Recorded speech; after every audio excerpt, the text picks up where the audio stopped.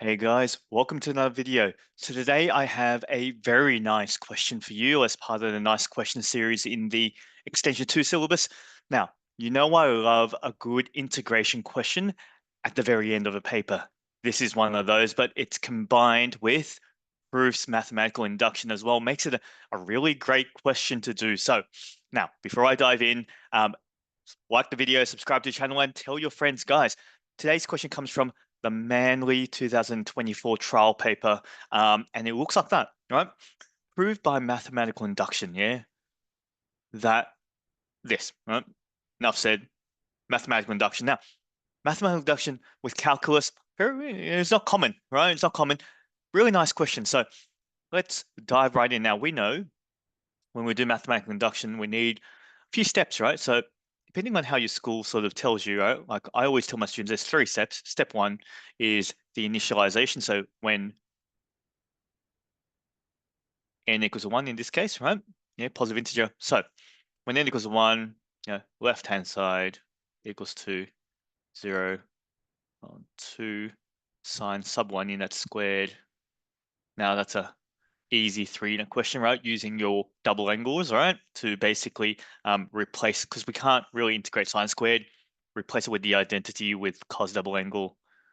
So it becomes like 1 minus cos 2x on 2 dx. Now, if you are hazy, feeling not too confident with that, make sure you brush up on that before you sort of maybe pause the video, make sure you've brushed up on that, or like you're confident that that's okay, because then we can say and integrate that. So bring out the half, integrate 1 is x, integrate cos 2x is sine 2x on 2, with the limits of pi on 2 and 0.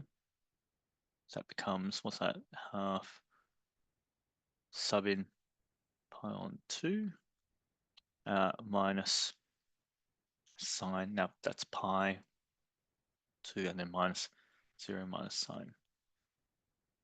Great, because all these guys here, right, sine pi is 0, sine 0 is 0. That's all good. So they go away, and then left with pi on 2 times half, which is pi on 4. All right, I think that's what I want. So that's the left-hand side. Now on the right-hand side,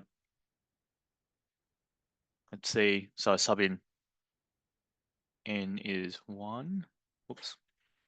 So 2 times 1. So it's just 2 factorial over, so 4 to the power of, so let me make sure that's right. It's 2 times 1. Yep. So that's 4 squared multiplied by 1 factorial squared. What's that? 4 pi on 16, which is pi on 4. Okay, great. So therefore, left-hand side equals to right-hand side. Therefore, the statement is true for n equals 1. Yeah, 1 mark. Now, how many marks was this question? 4 marks, yeah.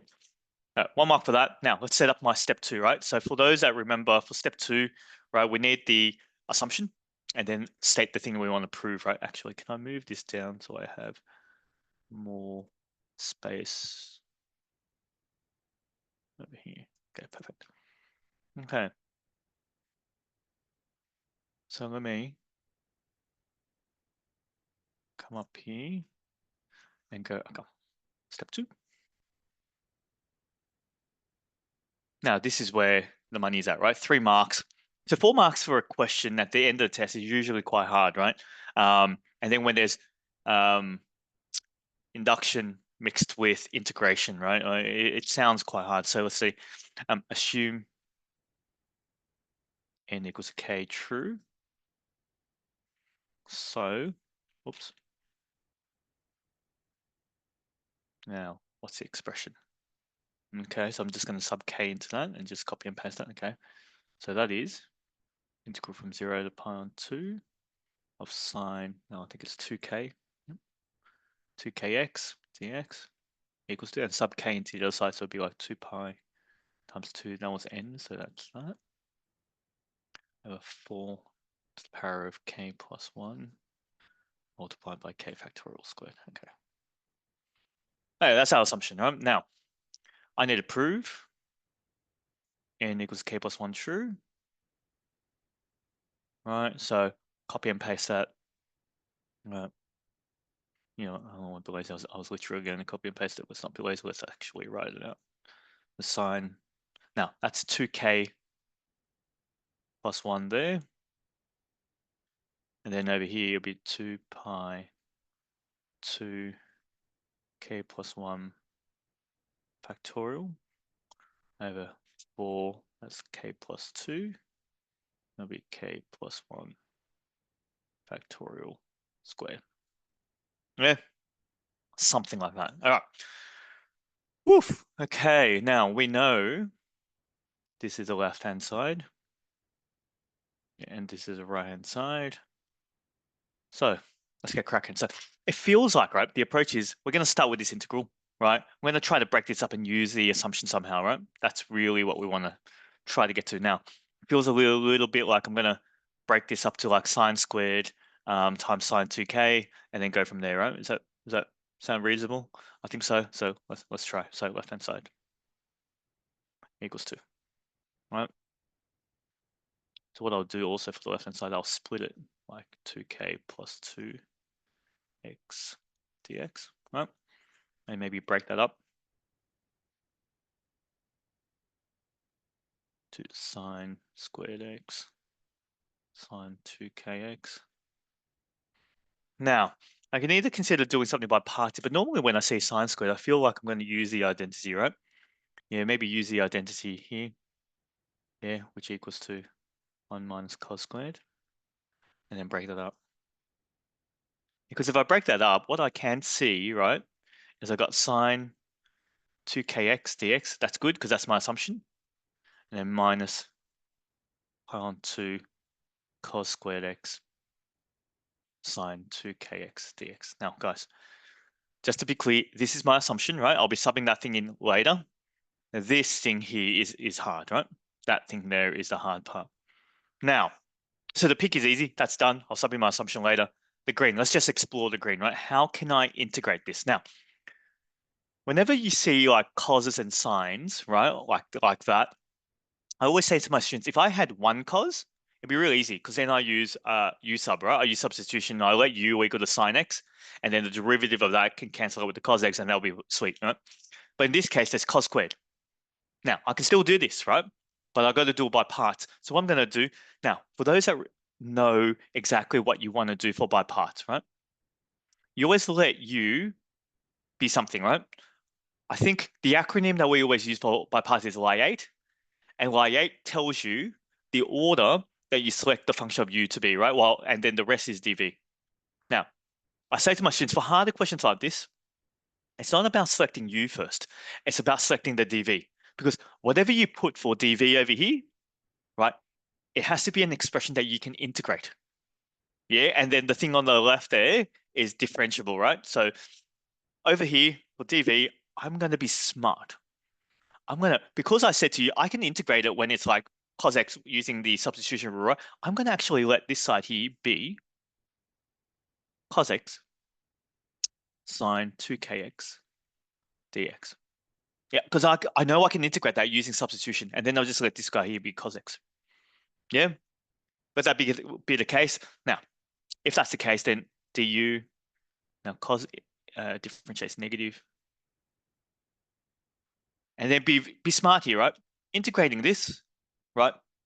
It's a reverse chain rule. Yeah, essentially reverse chain rule because the derivative of sine x is cos x. So I can actually just say that that's to add 1 to the power, divide by new with the x, divide by new power plus c, right? Does that make sense? That's reverse chain rule. I can use substitution or reverse chain rule in this case, right? Yeah, because cos x is the derivative of sine x, right? The derivative's in front when I integrate, perfect, right? Done. That's nice, right? With the by parts now. So what I'm gonna do, maybe I just focus on the green first, right? I'll come back to the pink later, right? Let's just box the green. I'll just do this first, right? So the green then equals to integral, oh, sorry, not integral, u times v. So it would be like with the limits, right? Cos x sine 2k plus 1 x all over 2k plus 1 with the limit of pi on 2, 0, and then minus plus integral of 0 on 2. Sine times that, that's adds on to the sine, so 2k plus 2 over 2k plus 1 dx. Well, I'm not even going to do that. Just going to delete that. That's constant, right? Let's just take it outside. So let me move this over.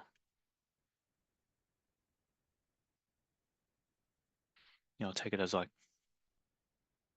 it's constant, right? So 1 on 2k plus 1 outside. Now, a couple of things you should note here, right? One, when you sub in the limits to this guy, right? When you sub in pi on 2 into here, that's 0. When you sub in 0 into here, 0. So basically, by the time you sub this in, that's all gone, right? That's all 0. Perfect. Second thing you should note, right? Let's see what color I use at the start.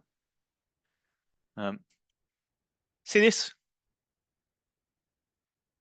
That's the left-hand side, right? Right? That's the start. Yeah, that looks exactly the same as the start. So I'm probably going to somehow combine them two, right? Yeah, in a sec. But before I do that, right? So it's almost like maybe I'll let this guy equal to I. And so I equals to this, right? Yeah, I equals to this. And then I'm going to say this guy is I as well. I'm going to throw that over the fence. Does that make sense? So now, once you get it down to there, I'm going to do two key things, right? First thing, I'm going to sub in my assumption, right? For my induction, that into there. Second thing, I'm going to try to move. So I equals this, right? I'm going to try to move this term over to the other side, right? Yeah, that's what I'm going to do. Oh, sorry, I doesn't equal there. Right? So let me write it like this. Let me go down. Where is it? Yep, here. So because there's a minus in front of the green, so maybe I'll do this. There's a minus, and I'll still write the pink, right, before I sub it in. And I'll write blue eye over here, right? So let's do two things. Sub in our assumption for the pink, and then move that blue part over to the other side, right? And then factorize the I out. So you sort of get like I 1 plus, right? Because that's a minus there. 1 plus 2k plus 1. Just check the mass. Yep, perfect. Equals it now. What's my assumption? I think it's like 2 pi 2k factorial over 4k plus 1 times k factorial squared. And now I need to make I the subject, and hopefully the algebra works out and I get exactly what I want. Guys, I'm going to copy this into the next slide. And before I finish that off, I'm gonna also copy the thing I need to prove, right? Just so I can have it there so that I know once I've done it. Okay. I'm just gonna park it. I'll park it here, right? Yeah. Ah, that's what I need. Okay, let's do this. Yeah, just the right-hand side. Okay, cool. So it feels like maybe common denominator is the play here. So common denominator there, 2k plus 1, 2k plus 1 plus 1. And on this side, nothing. Actually, can I make that 2k? Let's just be amazing. Just write 2k plus 2. Oops. Equals to this thing again. Yeah, I'm going to cross multiply this. So this guy comes up here. This one goes down. And then I equals 2. Let's see. What am I trying to do? I'm trying to make the top into k plus 1 factorial. Okay. That's 2k. Okay. 2k, 1 bigger is 2k plus 1. Okay. So I've got 2 pi, right, multiplied by 2k plus 1 yeah, times 2k factorial. Okay, that's 2k plus 1 factorial so far. And on the bottom, what do I have? I've got 4k plus 1 multiplied by. So I'm just slotting like these two sort of into this area here, right? 2k plus 2 and then multiplied by k factorial squared. Okay. Now, what do I want to see, guys? On the top, see this thing here? That's the same as 2k plus 2 factorial. Right now, I've got 2k plus 1, right? So together, these two are 2k plus 1 factorial, right? So it's missing this term. So what I'm going to do, I'm going to be big brain, right? I'm going to multiply top and bottom by 2k plus 2. Just to see, right, if it gets me there. Because now, together, this, right, gives me this guy, right? Gives me this guy here is 2k plus 2 factorial, which is what I want now. And on the bottom, right, I think I got what I need, right? Because you look at it. On top now, I've got 2 pi 2k plus 2 factorial, which I can factorize, right? And then it will look like what I want. And this guy here, I got sort of times. Now, that's times itself, right? This guy times itself is squared, right? So I'll put everything underneath the square. So it'll be like 2k plus 2 squared multiplied by k factorial squared, right? And then that's perfect because I can clean up this, factorize the 2 out, and then I factorize the 2 out. If I factorize the 2 out, that, yeah, I'll show you. I'm very close, very close, very close. Yeah, factorize the 2 out from upstairs, and I get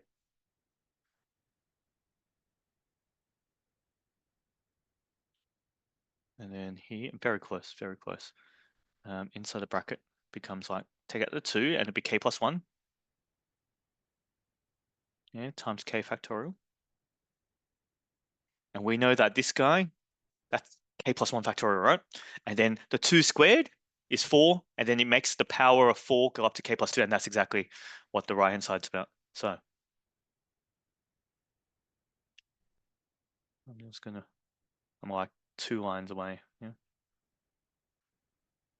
Maybe 1 line away even. Yeah. So basically that then gives me, actually I just got it here. That's 2 pi 2 k plus 1 factorial. On the bottom, 4 becomes like, so combine like the 4 here with the 4 here, right? Base. So it bumps up the power by 1. And then that's k plus 1 factorial squared. And I think that's right hand side. Let's have a look. Yeah, perfect. Yeah, done. So once I do that, guys, step 3, right? Just to conclude this by principles of mathematical induction.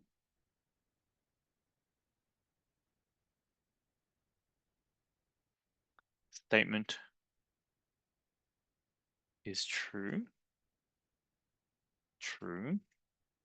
for integers and greater than 1. How's that?